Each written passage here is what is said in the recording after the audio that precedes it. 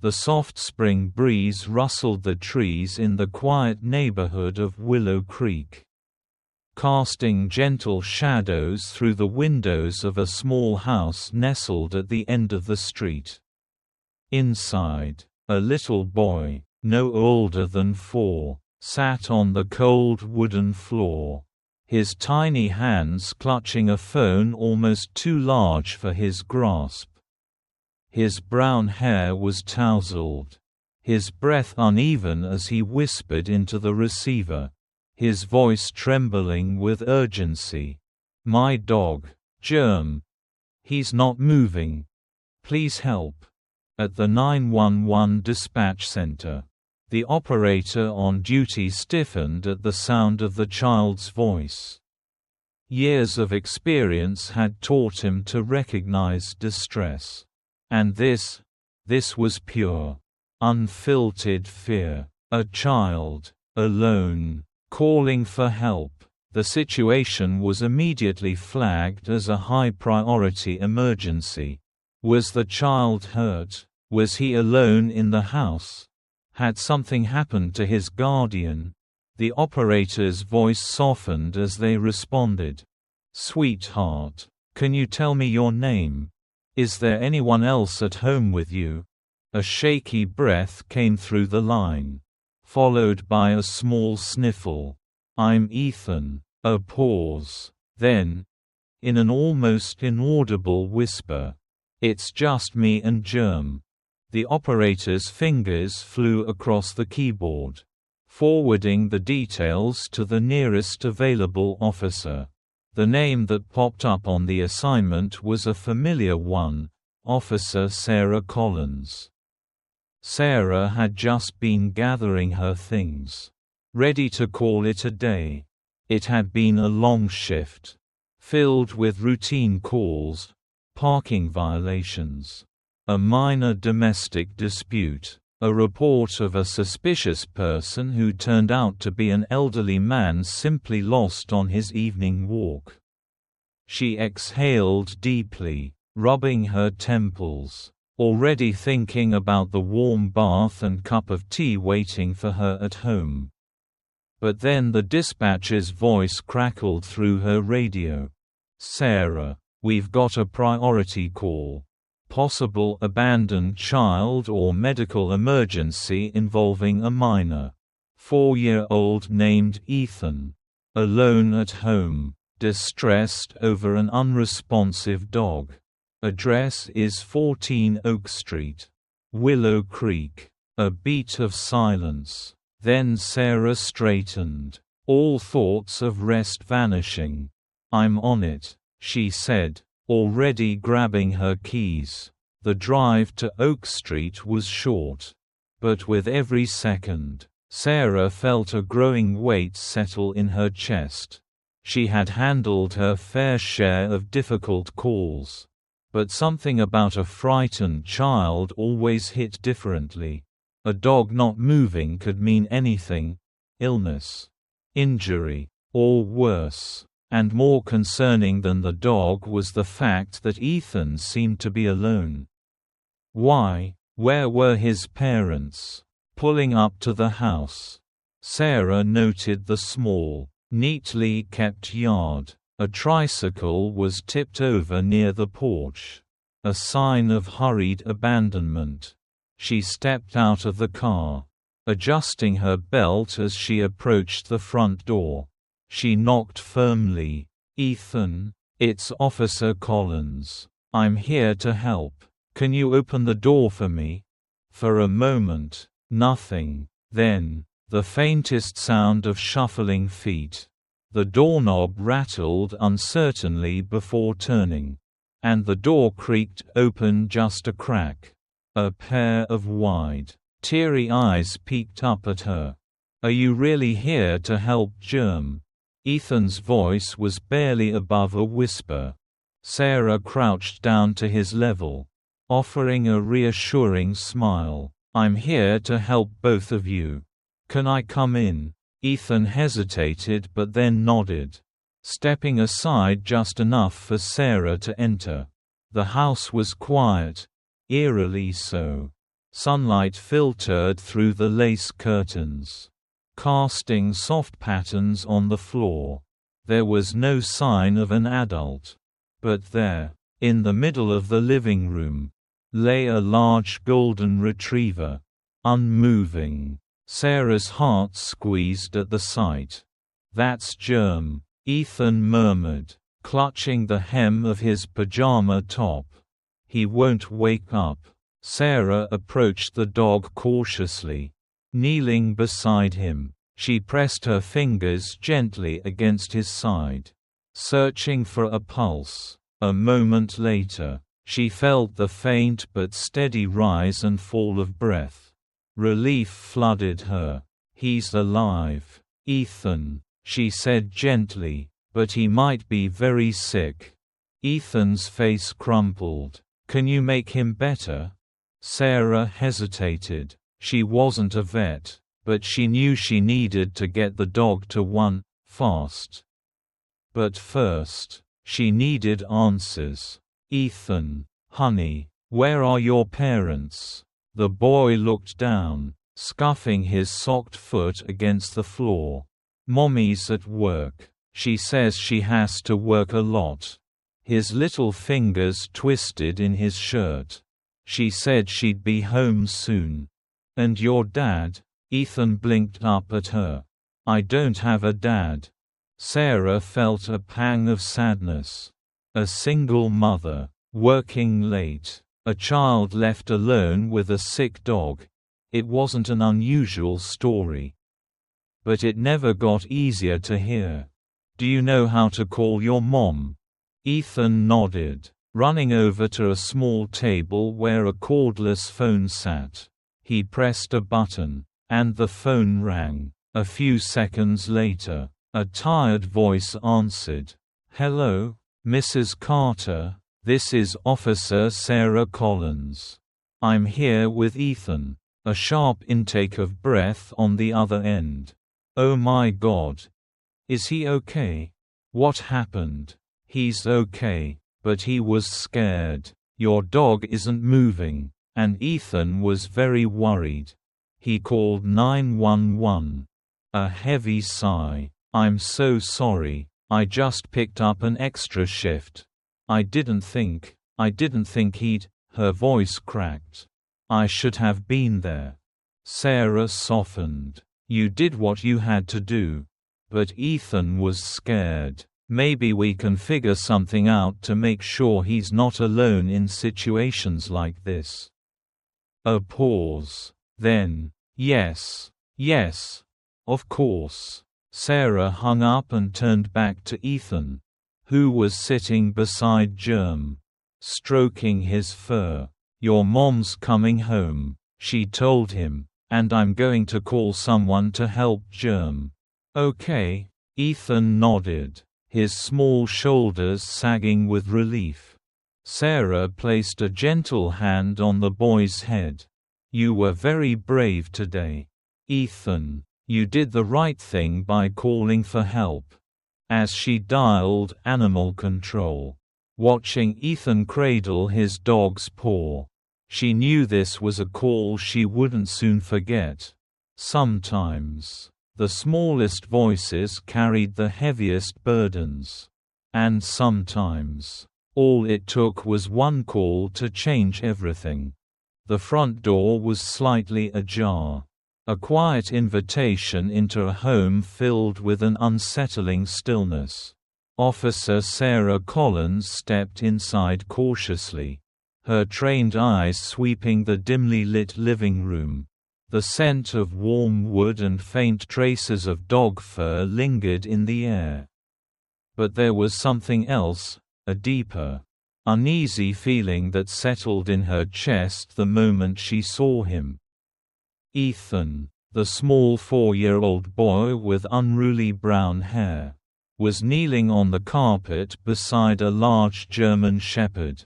His tiny fingers clutched the dog's fur, his little shoulders shaking with each sob that escaped his lips. "Please, help Germ," he whimpered, his voice breaking. "Mom said to wait for her, but she hasn't come back." Sarah's heart clenched at the sight. The dog, Germ, lay unmoving on the floor, its once strong body barely rising with each labored breath. Its eyes, half closed, flickered slightly, but there was no strength left in them. Sarah crouched down, gently placing a hand on the dog's side. The warmth was still there, but only barely. Then she noticed something: foam, white and thick, clinging to the corners of the dog's mouth. Poisoning. Sarah had seen it before. An animal ingesting something toxic. Their body slowly shutting down as the poison spread. Time was running out. She reached for her radio, speaking quickly into the receiver. "Dispatch. This is Officer Collins. I need emergency veterinary services at 14 Oak Street. Possible poisoning case. Be advised. Minor child alone in the residence. Mother unaccounted for." A static-filled confirmation came through, and Sarah turned back to Ethan. "Sweetheart, do you know what Germ ate today?" she asked gently. Ethan sniffled, wiping his nose on his sleeve before shaking his head. "Mommy said she was going to get him food. He was hungry, and we ran out." His small hands gripped tighter into the dog's fur. "She said she'd be right back. But she never came." Sarah kept her face calm, but an uneasy weight pressed on her chest. "How long ago was that?" "Ethan?" The boy hesitated, looking toward the window as if trying to measure time by the fading daylight. "I don't know. A long time. I got sleepy waiting." Sarah's pulse quickened. A mother leaving to get dog food shouldn't take this long. Something was wrong. She glanced around the house. A single sofa, a few old picture frames on the wall, a kitchen counter with dishes still sitting in the sink. There were no signs of struggle, no forced entry, but the emptiness of the house itself, the absence of an adult, felt more disturbing than any physical clue. "Does your mommy have a phone?" Sarah asked carefully. Ethan nodded. "She always has it with her." "Did she call you?" The boy shook his head. Sarah pressed her lips together, her mind running through possibilities. A car accident, a robbery gone wrong, or something worse. Just then, she heard the sound of tires screeching outside. Sarah's hand instinctively went to her holster before realizing it was the veterinary emergency team. 2 responders rushed in with a stretcher, immediately assessing Germ. One of them, a woman with short blonde hair, quickly glanced at Sarah. Poisoning, foam around the mouth, shallow breathing, unresponsive. Sarah confirmed. "I don't know how long he's been like this." The team moved with urgency, lifting the heavy dog onto the stretcher. Ethan scrambled to his feet, his small hands gripping the fabric as they carried Germ toward the door. "Where are you taking him?" His voice was high with panic. The blonde woman knelt briefly. "To a doctor who can help him." "Sweetheart. But what if he needs me?" She gave him a small, reassuring smile. "He needs you to be brave right now. Just like you were when you called for help." Ethan's lip quivered, but he nodded. The team disappeared outside, leaving Sarah alone with the boy once more. Now came the harder part. Sarah knelt in front of Ethan, keeping her voice calm but firm. "Ethan, I need to find your mom. Can you tell me anything else? Did she say where she was going?" He thought for a moment. his little brows furrowing. She said the store, the one with the blue sign. That was something. There was only one pet store with a blue sign in Willow Creek, a small shop on the main road. Less than 15 minutes away. Sarah stood, reaching for her radio again. Dispatch. I need a unit to check on the Pet Haven store on Maple Street. Possible missing person, female. Late 20s. Last seen heading there. A confirmation came back, and Sarah turned back to Ethan. We're going to find her. Okay. Ethan hesitated, then took a deep breath. Okay. Sarah reached out her hand. And after a moment, Ethan placed his small one in hers. His fingers were cold. Come on, buddy, she said softly. Let's wait together. As she led him toward the couch. The weight of the situation pressed heavy on her chest. A mother who had disappeared. A poisoned dog. A child left alone, not understanding what was happening. Something was wrong, and Sarah knew. This was only the beginning. Germ had been rushed to the veterinary clinic. Barely clinging to life, Ethan, despite his young age, refused to let go of his beloved dog. His small arms wrapped tightly around Germ's thick fur as he sobbed into it. It took both the vet and Sarah several minutes to gently pry the boy away, reassuring him that Germ was in the best hands. The sight of Ethan's tear-streaked face, his lips quivering as he whispered, "Please save him," weighed heavily on Sarah's heart. The thought of placing Ethan in the hands of social services immediately after such a traumatic experience didn't sit right with her. He had already lost too much, his mother missing, his dog barely alive, the sterile, unfamiliar environment of a child protective facility would only make things worse. And so, without hesitation, Sarah made a decision.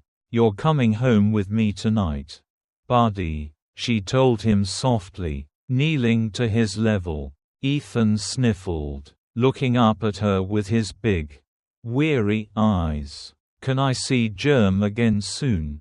"As soon as the doctors say it's okay," Sarah promised. Ethan hesitated for a moment before nodding, his little fingers wrapping around Sarah's hand as she led him out of the clinic. Back at Sarah's house, Ethan sat curled up on the couch, clutching a stuffed bear she had given him. He wasn't talking much, just staring at the floor, his small feet barely touching the edge of the cushion. Sarah let him be for a moment, giving him time to process everything, while she stepped into the kitchen to make him something warm. A cup of hot chocolate, with extra marshmallows, comfort in its simplest form. As she stirred the warm liquid, her mind raced. Where was his mother? Why hadn't anyone reported her missing? A single mother working long hours might not have many close friends. But surely someone, an employer, a neighbor, even a distant relative, should have noticed her absence by now. Yet the initial checks had turned up nothing. No reports, no calls of concern. It was as if she had vanished without a trace. Sarah brought the mug over to Ethan, placing it carefully in his small hands. "Do you remember the last thing your mom said to you before she left?" she asked gently. Ethan nodded slowly, blowing on the hot chocolate. "She said she'd be back soon. She told me to stay inside." A simple instruction. Yet something about it unsettled Sarah. Did she seem worried when she left? Ethan thought for a moment. then shook his head. She just kissed my head and said she'd bring back food for Germ. That lined up with what he had told her before. But something still wasn't adding up. Sarah stepped outside to make a call to the station. "Anything on the mother?" she asked as soon as the call connected. "Nothing," came the reply. "No hospital admissions. No accidents matching her description. No reports from neighbors. It's like she never left." Sarah ran a hand through her hair. Frustration gnawing at her. What about financial records? Any activity on her bank account? There was a pause. Then, no transactions in the last 2 days. Sarah's grip on the phone tightened. No groceries. No gas station stops. No receipts from the pet store where she was supposedly going. A mother leaving to buy dog food wouldn't simply stop all financial activity. Pull surveillance footage from nearby traffic cameras. Sarah ordered. "I want to know if she even made it to that store." Hanging up, she turned back toward the house. Her mind spinning. Inside, she glanced around Ethan's home, a place she had only briefly walked through before. It was small but tidy, clearly cared for. Then, her eyes landed on the kitchen. A refrigerator with a few faded magnets. Some old drawings held up by tape. And then she saw it. A note, hastily scrawled, stuck to the fridge with a single magnet. "We'll be back soon. Don't leave the house." Sarah's breath caught in her throat. The handwriting was rushed, uneven, almost as if written in a hurry. But something about it felt wrong. She peeled the note off the fridge, studying it. "Did your mom write this?" she asked Ethan, keeping her voice light. The boy looked up, blinking sleepily. He nodded. "When did she write it?" Ethan frowned, as if trying to remember.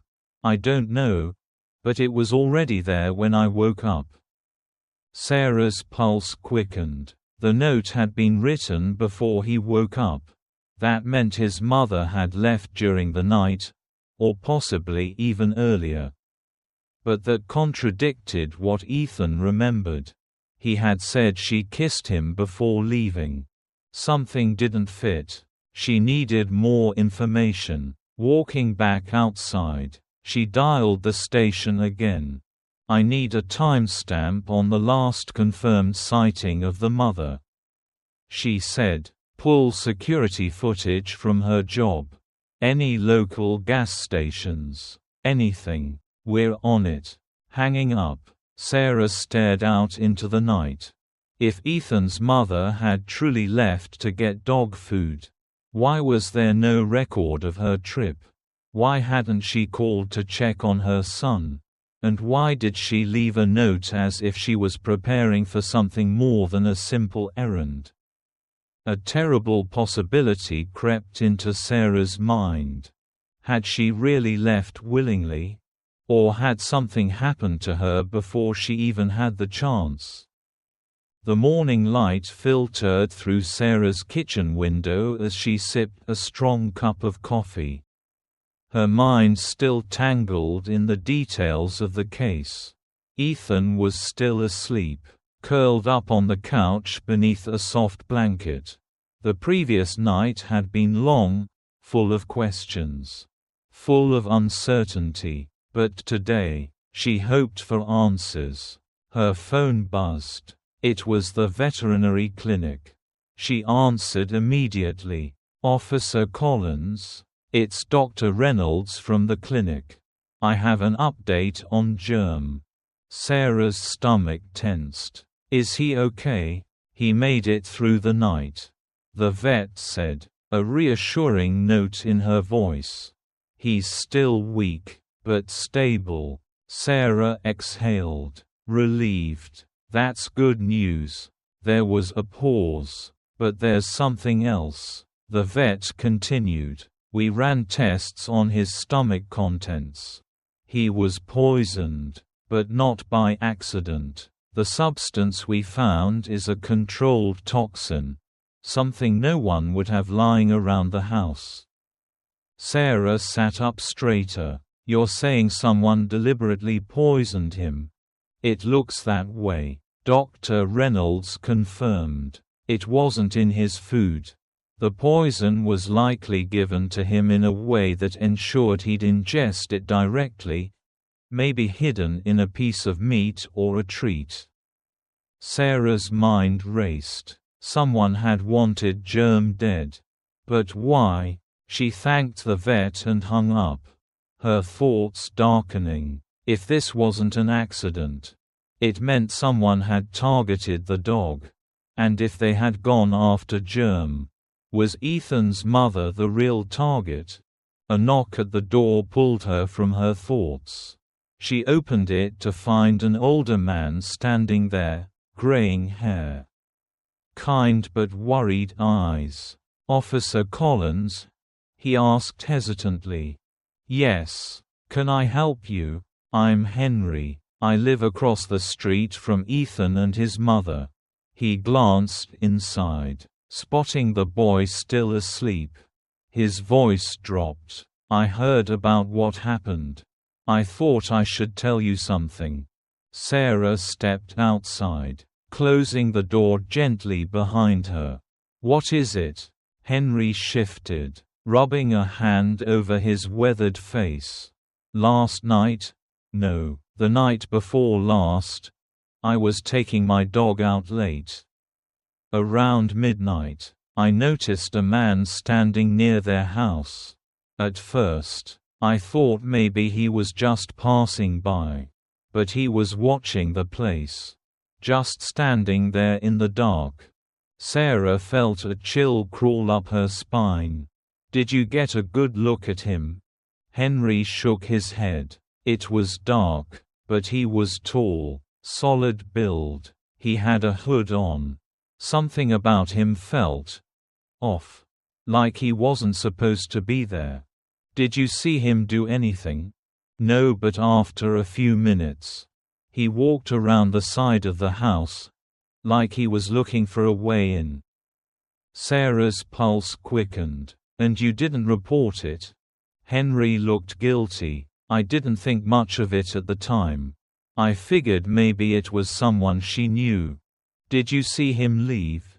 "No, I went inside a little while later. And when I checked again, he was gone." Sarah thanked him, her mind whirling. Whoever this man was, he had been near the house the same night Ethan's mother disappeared. As soon as Henry left, Sarah grabbed her radio. "Dispatch. I need a unit to pull security footage from the houses near 14 Oak Street.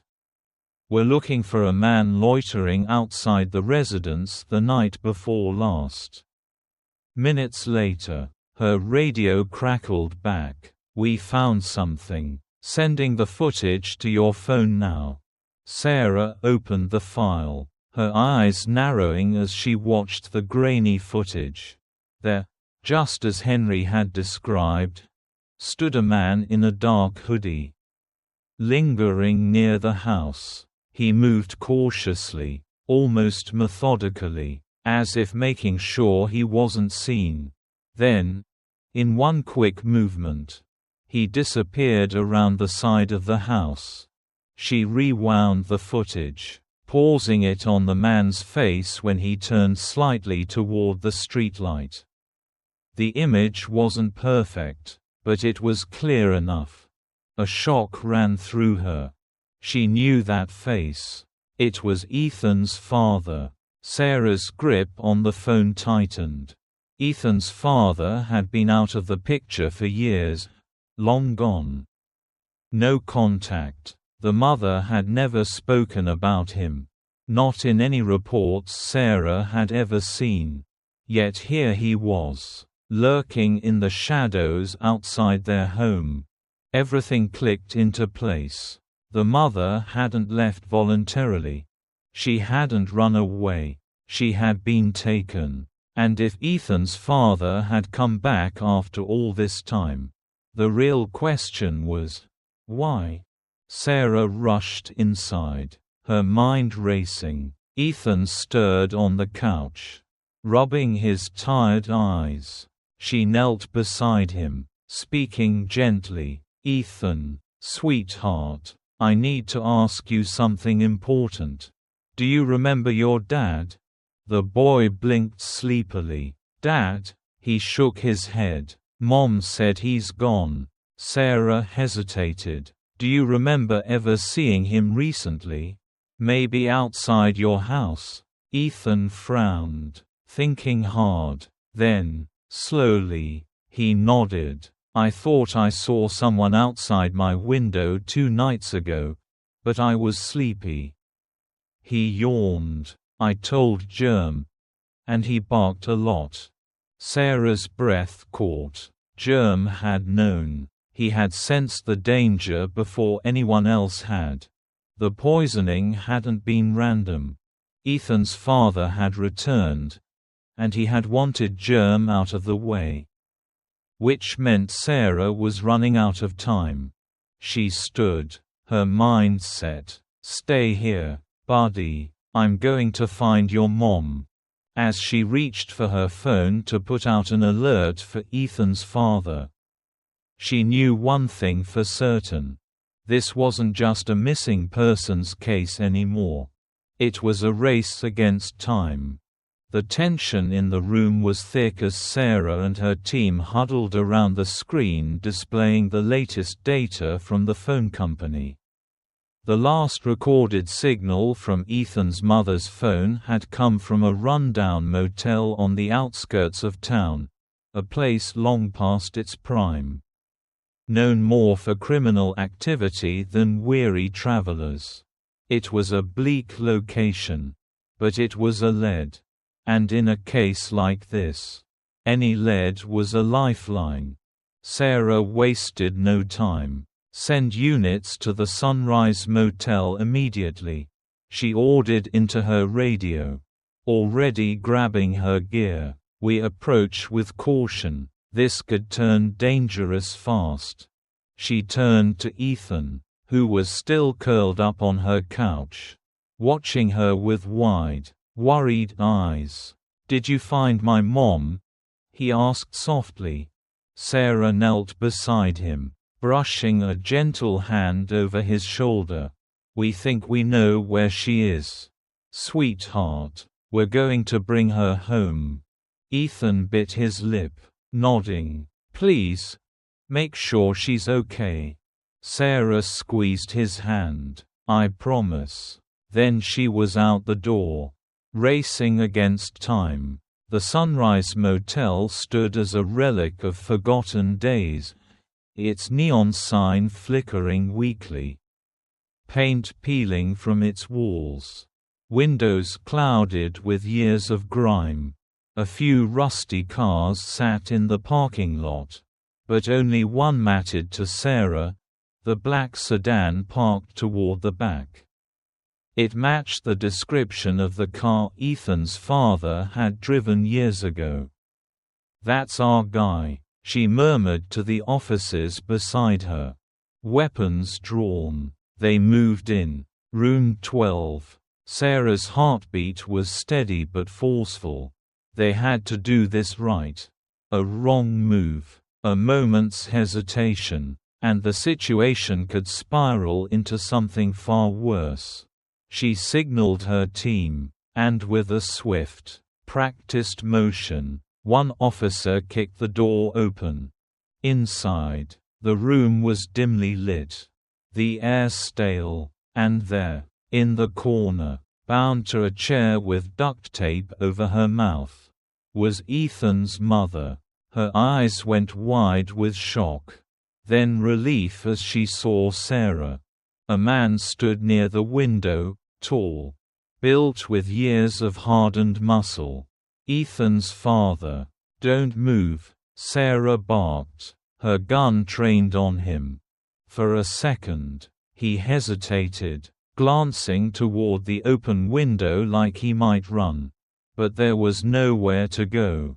Within moments, officers swarmed the room, pinning him against the wall, forcing his hands behind his back. He let out a bitter laugh. "I just wanted my son," he spat. Sarah ignored him, rushing toward Ethan's mother. She tore the tape from her mouth and quickly freed her hands. Tears streamed down the woman's face as she gasped for air. "Ethan? Where's Ethan?" "He's safe," Sarah assured her, guiding her to her feet. "He's waiting for you." The mother's legs wobbled, weak from hours of being tied down. But she steadied herself with Sarah's help. "I thought," her voice cracked, "I thought I'd never see him again."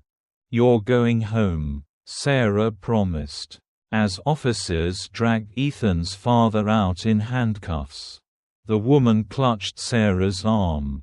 "He poisoned Germ, didn't he?" Sarah nodded grimly. "He wanted the dog out of the way. And he wanted you alone." Fresh tears welled in her eyes. But there was strength behind them. "Thank you," she whispered. Sarah simply nodded. "Let's get you home." The ride back to town was quiet except for the occasional sniffle from Ethan's mother.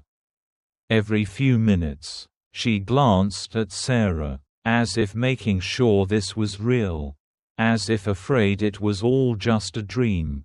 But when they pulled into Sarah's driveway and she saw the small figure waiting on the porch, there was no doubt. Ethan was already running toward her before the car had fully stopped.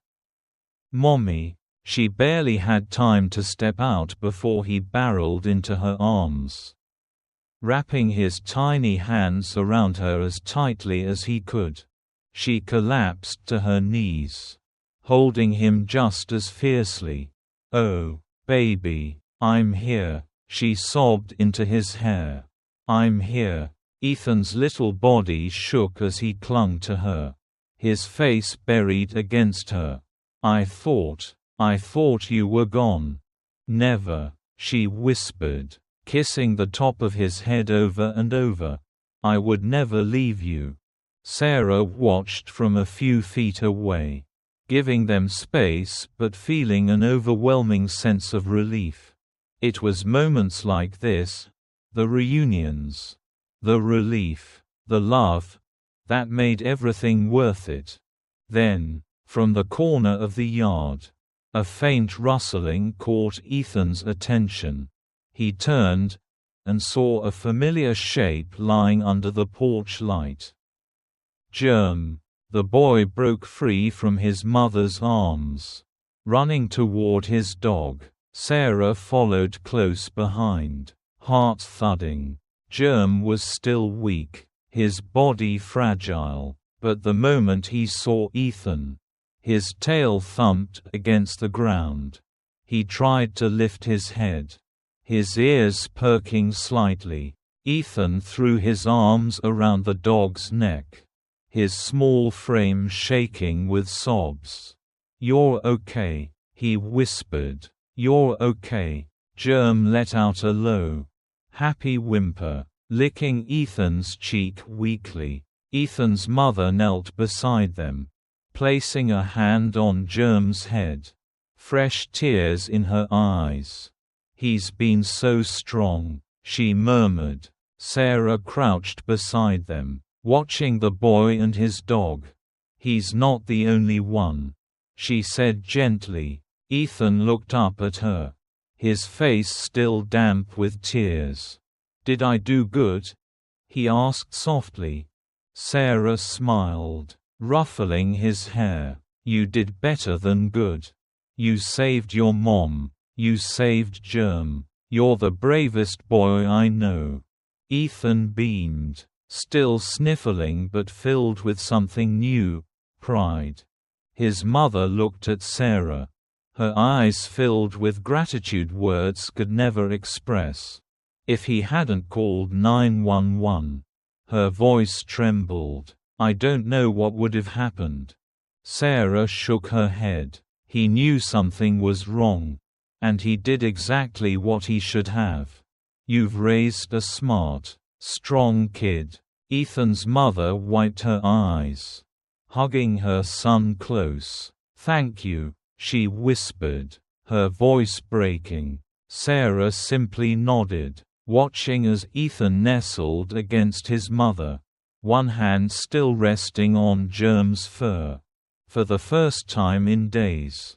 The nightmare was over, and now, they could finally go home. Thank you for watching the video. If you enjoyed it, please comment 1. And if you didn't, just hit like. See you in the next videos.